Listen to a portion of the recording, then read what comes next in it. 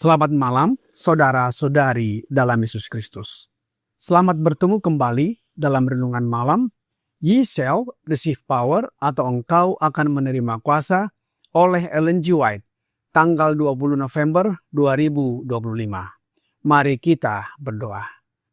Bapa kami yang di sorga, Allah pencipta langit dan bumi, laut beserta segala isinya. Satu-satunya Allah yang benar, yang kami sembah selalu melalui anak-Mu Yesus Kristus. Kami bersyukur dan berterima kasih atas penyertaan dan perlindungan Bapa sepanjang hari Sabat dalam seluruh ibadah, pelayanan belas kasih, dan pelayanan lainnya untuk memuji dan memuliakan nama-Mu. Sebentar, kami akan mendengarkan firman-Mu melalui renungan malam. Mohon kehadiran roh anak-Mu Yesus Kristus dalam hati kami, sehingga kami mengerti dan menghidupkan kasih persaudaraan, seia sekata dan sehati sejiwa. Kami persembahkan doa ini di dalam nama Yesus yang adalah Tuhan dan Juru Selamat kami. Amin. Renungan malam ini akan dibacakan oleh Ibu Warti Siregar. Kepada Ibu Warti, kami persilahkan. Selamat malam. Renungan pada malam 22 November berjudul Kasih Persaudaraan Dinyatakan. Adapun kumpulan orang yang telah percaya itu, mereka sehati dan sejiwa, dan tidak seorang pun yang berkata bahwa sesuatu dari kepunyaannya adalah miliknya sendiri, tetapi segala sesuatu adalah kepunyaan mereka bersama. Kisah 4 ayat 32. Catatan menyatakan, sebab tidak ada seorang pun yang berkekurangan di antara mereka, karena semua orang yang mempunyai tanah atau rumah menjual kepunyaannya itu, dan hasil penjualan itu mereka bawa dan mereka letakkan di depan kaki rasul-rasul, lalu dibagi-bagikan kepada setiap orang sesuai dengan keperluannya. Kisah 4 ayat 34 dan 35. Kemurahan hati orang-orang percaya ini merupakan hasil dari pencurahan Roh Kudus. Orang-orang yang bertobat kepada Injil sehati sejiwa, satu kepentingan bersama mengendalikan mereka. Keberhasilan misi yang dipercayakan kepada mereka dan ketamakan tidak memiliki tempat dalam hidup mereka. Kasih mereka kepada saudara-saudara mereka dan tujuan yang mereka anut lebih besar daripada cinta mereka akan uang dan harta benda. Perbuatan mereka membuktikan bahwa mereka menganggap jiwa manusia lebih berharga daripada kekayaan duniawi. Demikianlah yang akan selalu terjadi ketika Roh Allah menguasai hidup. Mereka yang hatinya dipenuhi kasih Kristus akan mengikuti teladan Dia yang demi kita menjadi miskin, agar melalui kemiskinannya kita dapat menjadi kaya. Uang, waktu, pengaruh, semua karunia yang telah mereka terima dari tangan Allah akan mereka hargai hanya sebagai sarana untuk memajukan pekerjaan Injil. Demikianlah halnya di gereja mula-mula, dan ketika di gereja masa kini terlihat bahwa oleh kuasa Roh, para anggota telah mengalihkan perhatian mereka dari hal-hal duniawi, dan bahwa mereka bersedia berkorban agar sesama mereka dapat mendengar Injil, kebenaran yang diberitakan akan memiliki pengaruh yang kuat atas para pendengarnya. The Acts of the Apostle, halaman 70 dan 71.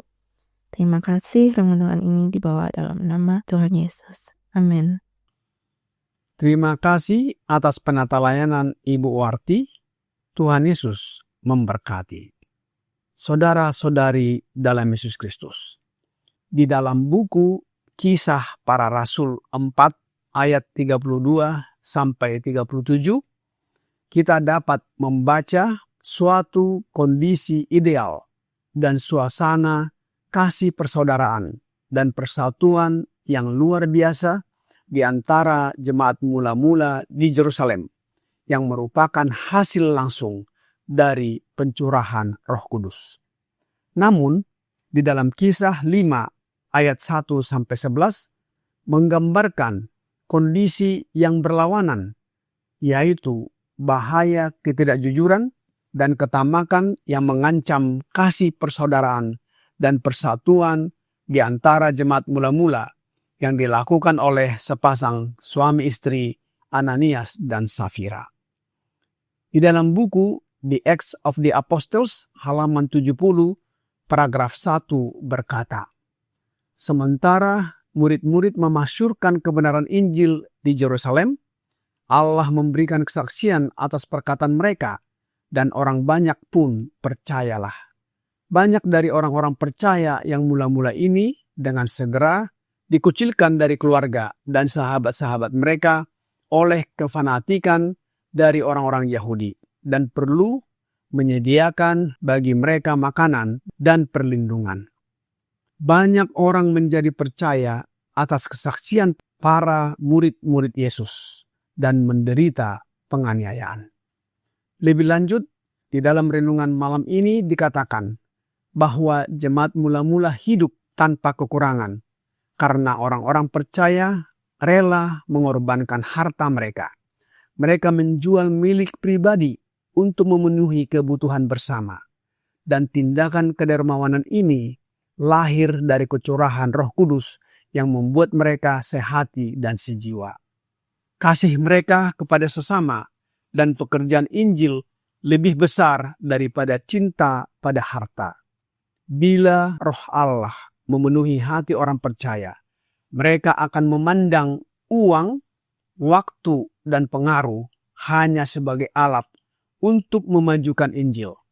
Sikap pengorbanan seperti ini memberi kesaksian yang kuat dan mendatangkan pengaruh besar bagi mereka yang mendengar kebenaran.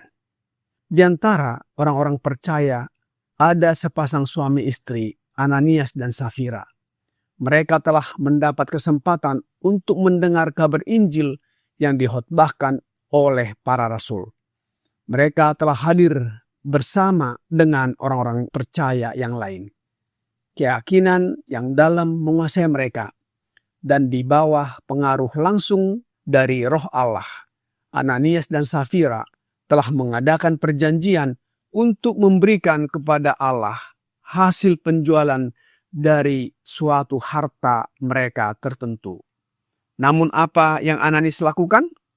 Alkitab di dalam Kisah Para Rasul 5 ayat 1 dan 2 berkata, ada seorang lain yang bernama Ananias, ia beserta istrinya Safira menjual sebidang tanah. Dengan setahu istrinya, ia menahan sebagian dari hasil penjualan itu dan sebagian lain dibawa dan diletakkannya di depan kaki rasul-rasul. Kontras antara kedermawanan anggota jemaat mula-mula yaitu sikap Ananias dan Safira. Ananias dan Safira menyesali janji mereka untuk menyerahkan seluruh hasil penjualan harta kepada Allah. Karena tamak dan ingin tetap dihormati seperti para pemberi lainnya, mereka memutuskan untuk berpura-pura menyerahkan seluruh penghasilan. Padahal sebenarnya menahan sebagian untuk diri sendiri. Dengan tindakan ini, mereka berharap tetap mendapat jaminan hidup dari dana bersama sekaligus mempertahankan kehormatan di mata jemaat. Ketika mereka menyerahkannya, Petrus berkata di dalam Kisah Para Rasul 5 ayat 3 dan 4. Tetapi Petrus berkata, Ananias, mengapa hatimu dikuasai iblis? Sehingga engkau mendustai Roh Kudus dan menahan sebagian dari hasil penjualan tanah itu? Selama tanah itu tidak dijual, bukankah itu tetap kepunyaanmu? Dan setelah dijual, bukankah hasilnya itu tetap dalam kuasamu? Mengapa engkau merencanakan perbuatan itu dalam hatimu? Engkau bukan mendustai manusia, tetapi mendustai Allah. Apa yang terjadi setelah Rasul Petrus mengucapkan perkataannya? Ayat selanjutnya di dalam Kisah pasal 5 ayat 5 berkata, ketika mendengar perkataan itu, rebahlah Ananias dan putuslah nyawanya. Maka sangatlah ketakutan semua orang yang mendengar hal itu. Kita lihat di ayat 4. Petrus berkata, selama tanah itu tidak dijual, bukankah itu tetap kepunyaanmu? Tidak ada pengaruh di luar batas yang ditanggungkan ke atas Ananias untuk memaksa dia mengorbankan harta miliknya demi kebaikan umum. Ia telah bertindak karena pilihan, tetapi dalam mencoba memperdayakan murid-murid, ia sudah berdusta kepada Allah yang Maha Kuasa. Setelah kematian Ananias, apa yang terjadi dengan istrinya? Alkitab berkata di dalam Kisah Para Rasul 5 ayat 7 sampai 10. Kira-kira 3 jam kemudian masuklah istri Ananias.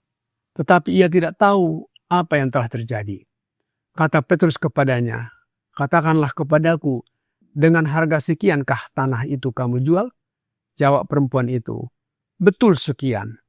Kata Petrus, mengapa kamu berdua bersepakat untuk mencobai roh Tuhan? Lihatlah, orang-orang yang baru mengubur suamimu berdiri di depan pintu, dan mereka akan mengusung engkau juga keluar. Lalu rebahlah perempuan itu seketika itu juga di depan kaki Petrus, dan putuslah nyawanya. Ketika orang-orang muda itu masuk, mereka mendapati dia sudah mati. Lalu mereka mengusungnya keluar dan menguburnya di samping suaminya. Saudara-saudari dalam Yesus Kristus, mengapa Ananias dan Safira dihukum oleh Allah? Roh Nubuat di dalam buku The Acts of the Apostles, halaman 72, paragraf 2 berkata, tetapi Allah membenci kepura-puraan dan kepalsuan. Ananias dan Safira menjalankan penipuan dalam perlakuan mereka kepada Allah. Mereka berdusta kepada Roh Kudus dan dosa mereka diganjar dengan hukuman yang cepat dan mengerikan. Saudara-saudari dalam Yesus Kristus, hukuman Allah terhadap Ananias dan Safira adalah tindakan hikmat Allah untuk melindungi gereja mula-mula yang sedang bertumbuh pesat. Jika kepura-puraan dan penyembahan terhadap mamon, cinta akan uang, dibiarkan dalam jemaat, semangat dan kemurnian akan rusak. Hukuman itu menjadi bukti bahwa Allah tidak dapat ditipu. Ia mengetahui dosa tersembunyi dan ia tidak dapat diolok-olok. Peristiwa tersebut menjadi peringatan bagi seluruh jemaat agar menjauhi kemunafikan dan tidak merampas apa yang menjadi milik Allah. Bukan hanya kepada sidang yang mula-mula, tetapi juga kepada semua generasi yang akan datang. Teladan dari kebencian Allah akan ketamakan, penipuan dan kepura-puraan diberikan sebagai tanda bahaya. Ketamakanlah yang mula-mula digemari Ananias dan Safira. Keinginan untuk menahan bagi diri sendiri sebagian dari apa yang mereka telah janjikan kepada Tuhan, memimpin mereka kepada penipuan dan kepura-puraan. Kiranya renungan malam ini membawa pembaharuan bagi kita. Tuhan Yesus memberkati. Mari kita berdoa. Bapa kami yang di sorga, terima kasih atas firman-Mu yang sudah kami dengarkan malam ini. Kami mohon karuniakan roh anak-Mu, Yesus Kristus, berdiam dalam hati kami, mengajari, membimbing, dan mengubahkan tabiat kami, agar kami hidup menuruti firman dan sesuai dengan kehendak-Mu. Biarlah kami tetap setia dan tekun berdoa, mempelajari firman-Mu, mengajarkannya kepada orang lain, dan membawa jiwa-jiwa datang dan bertobat serta diselamatkan. Mohon ampuni kami atas pelanggaran dan dosa yang kami perbuat.